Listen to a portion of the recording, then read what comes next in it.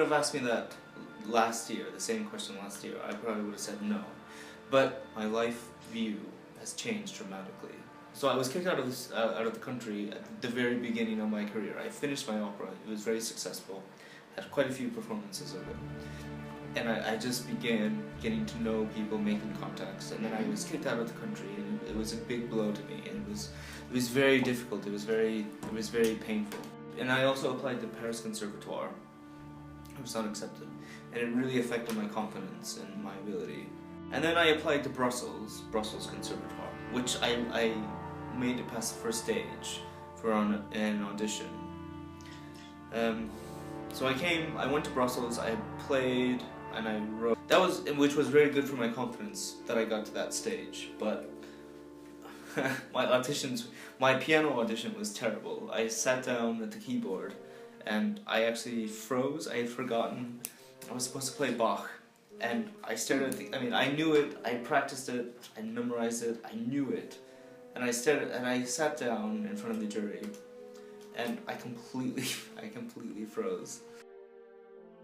I just stared at the keyboard, and before I knew it, I started playing, and I couldn't remember what happened next. So I started playing, and my hands were going faster than my brain could process. My composition audition went really well, actually, and the composition professor offered to take me as his private pupil, which I rejected because I wasn't going to live in Brussels without going to school there. So I was rejected officially by the conservatoire, but I was accepted by the composition professor himself. But then, of course, I left Brussels. I came back here, and it took me 4 months to find a place to live, which was very difficult.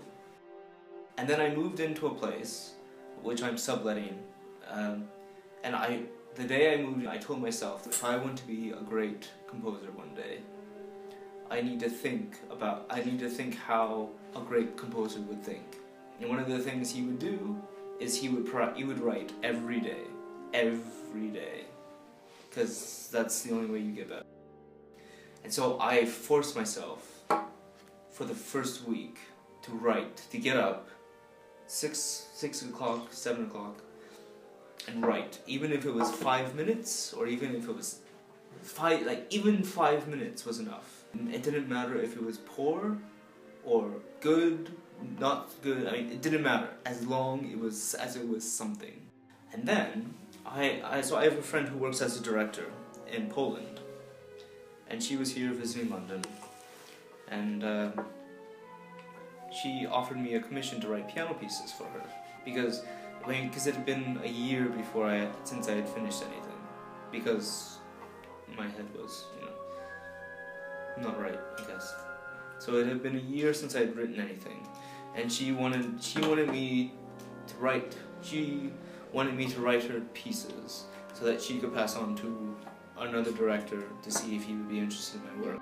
She gave me 1 word per item, so each piece had to be about that 1 word.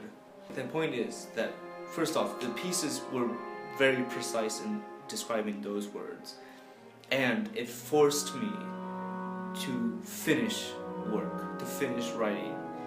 Even because one of the problems I had when I went back to the States was that I would write, and it would be very, I said it was very superficial, but I wouldn't finish anything because I would be so unhappy with it. So this forced me to finish things, even if I was unhappy with them. It forced me to push it to a point where I would be satisfied enough to give it to someone. So it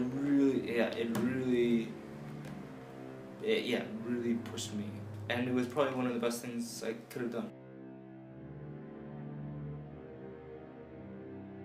The music got really good reviews, and when I saw that, I thought, God damn it, I earned that. I worked my ass off to get that, and it paid off. And yeah, that moment was immensely rewarding.